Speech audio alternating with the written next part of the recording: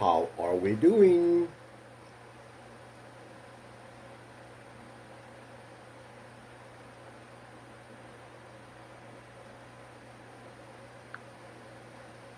Y'all doing okay?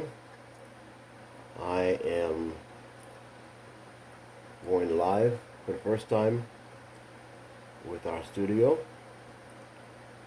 and I believe we're going to be live in many destinations all over, doing something different. We're going to be vibrant. We're going to bring good vibes and tell the truth and help people and grow, because we have to be accountable. We have to account for our lives and what we do and what we don't do. So just bear with me while I check our destinations. We're broadcasting through many different outlets right now. I know we're on Twitter, we're on Facebook, 2 locations, and our website online. We're going to be a little spontaneous. We're going to be doing some things to get people employed, get some jobs going. We're going to help some businesses, and start promoting.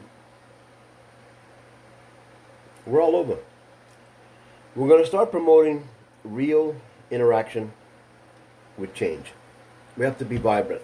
We have to change the way we do things, the way we think. You know, you remember 2016 for the election for President Duterte.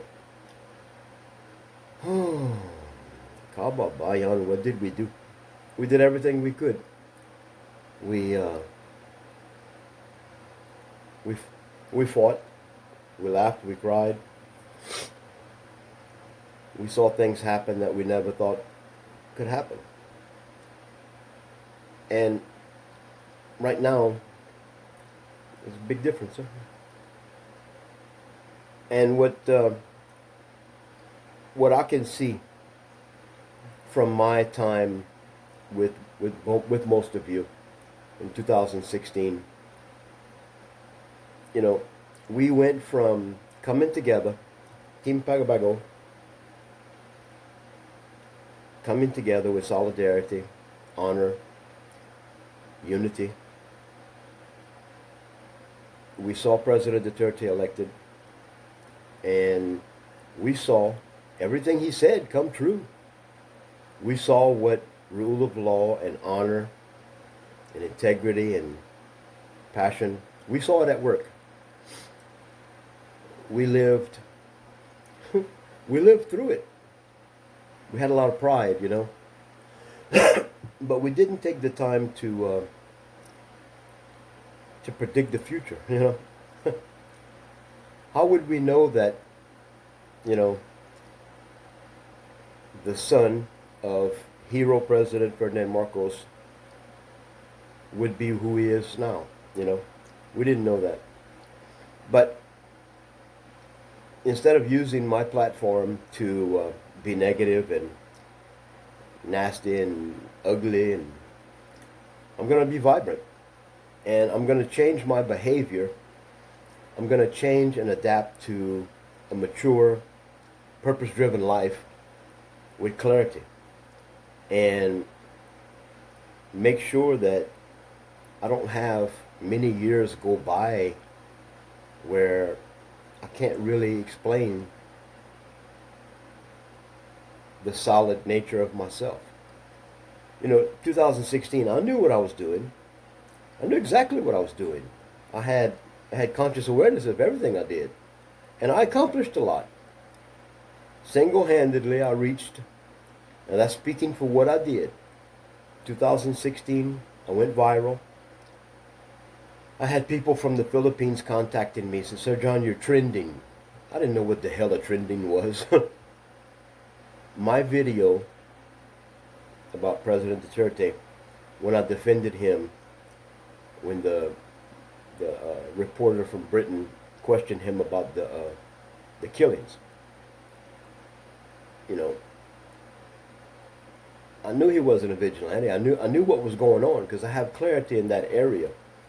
I had followed Tete Digong the whole over 20 years. I watched him turn Davao from a slum, a battleground, into the safest city in the world. And I was in tune for what I was barking. But I was barking for purpose, you know.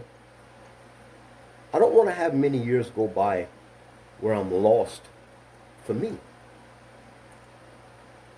You know, I believe if we bring enough clarity to the moment, I believe if we take the potential battle, I believe if we take the potential suffering that we would incur or have for not being wise, if we would just take time to reason together and be vibrant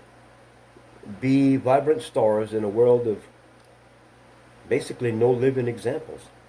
You know, 2016 I got involved every day, every night.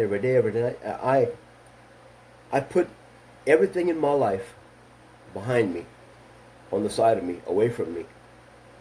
I had no awareness of the subtle nature of my life. I had no conscious awareness of anything that would at least say, you know, John, what are you doing? Why are you fighting for, you know, you're so far from the election. You're so far from the Philippines.